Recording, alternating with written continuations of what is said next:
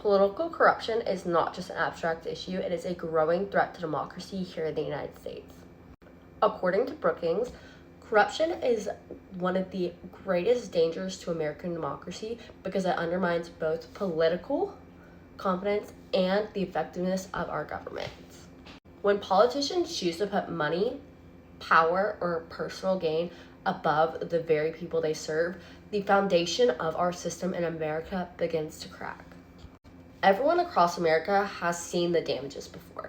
From Watergate in the 1970s to recent scandals, history shows us that the leaders abused their power, the trust in the government, and the institution as a whole weakens overall. Washington Week reminds us these events are not just isolated mistakes. They are warnings of what happens when your powers, such as the president, any political figure, any major source of information, goes unchecked. The effects of these scandals trickle down from the top all the way down to all Americans. No matter how you feel, your trust in the government most likely is affected by these scandals.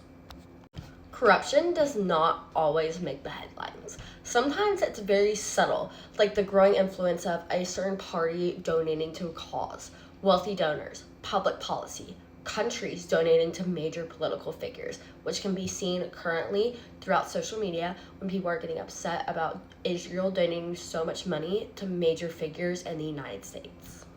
The Brennan Center for Justice warns us that when big money dominates politics, law tends to favor these special interests over ordinary citizens like you and me. This leads us to feel forgotten, to feel like we don't matter, feel ignored, and it leads to a frustration that deepens the division inside of our society. Corruption may seem unstoppable, however, there are solutions within reach. First, we need transparency in campaign finances. Politicians should fully disclose where their money comes from, why it comes from, and strict limits should be placed on outstanding influences such as other countries coming in and donating money to our politicians. Second, we need independent, unbiased, anti-corruption watchdogs. These will come from an outside source that does not have a current political affiliation, and they will monitor where money comes in, what these politicians are doing, the corruption that might happen within these politicians, and they will find it and they will punish it accordingly. And third, citizens must stay engaged. Brookings makes it clear corruption thrives when people stop paying attention. We need to stop falling for distractions. We need to pay more attention to what's happening inside of our government. We need to just fully focus on not just if you're left or right, but what's happening overall.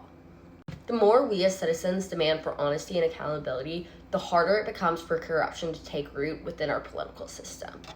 Some people may argue that political corruption has nothing to do with the trust in government. If we look right over here, if you can see, look at the 70s when the Watergate happened, automatically a drop in public trust for the government. And then you can see again in the 2000s, after 9/11 happens, all that stuff happens, an automatic drop in trust to government. It is statistically proven that when corruption happens or when American citizens feel like there's a scandal going on, there is an automatic trust in government that is no longer there. We lack trust when scandals and stuff like that happens. And in America, it is the government for the people, of the people.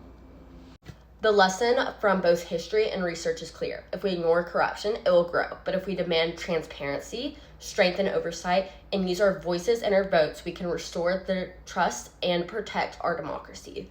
So let us not give in to corruption. Let us reject all corruption in all forms. And let us work to ensure that the public service means serving the public, not private and outside interests.